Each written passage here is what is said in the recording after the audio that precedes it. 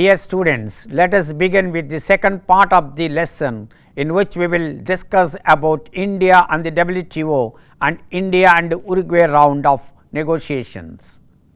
Let us discuss about India and the WTO. India was one of the 23 founding members of the GATT, which was signed in 1947. Since then, India has actively participated in the development of all major international trade accords.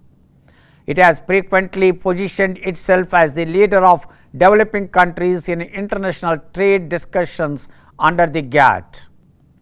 India was a founding member of the WTO, the successor to the GATT when it was established in 1995.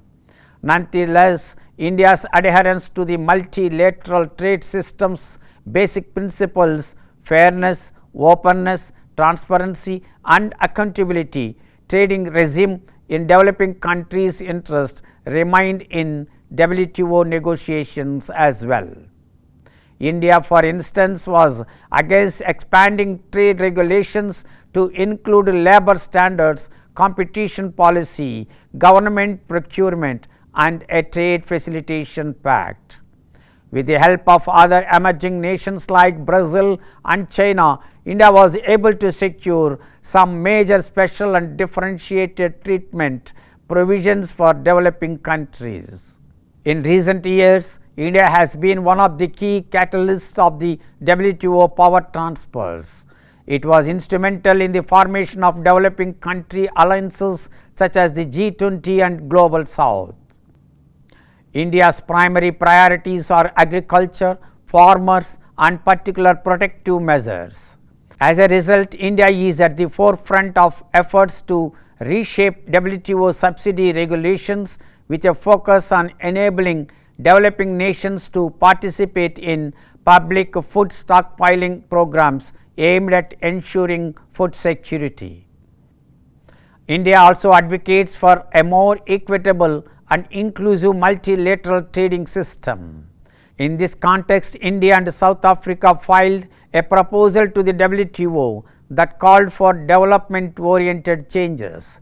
The proposal also emphasized the growing trade frictions and the need to overhaul the WTO's dispute resolution structure. However, India is opposed to modifying the WTO's consensus-driven nature, as it could be detrimental to its interests.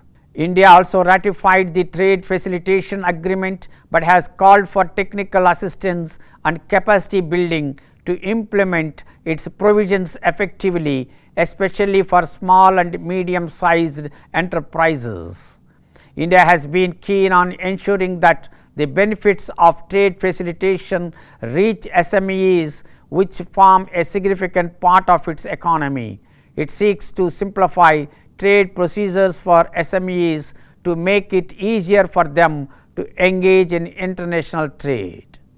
India has pioneered its own trade enhancing initiatives like the Single Window Interface for Trade and Indian Customs EDI system, aimed at boosting efficiency and cutting transaction costs in cross-border trade procedures.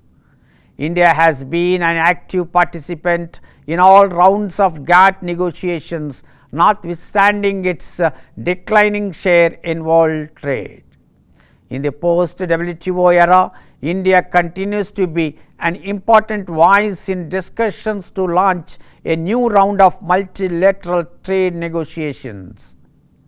The thrust of India's position has been to ensure a fair distribution of rights and obligations between developed and developing countries and to address the developmental concerns of poor countries.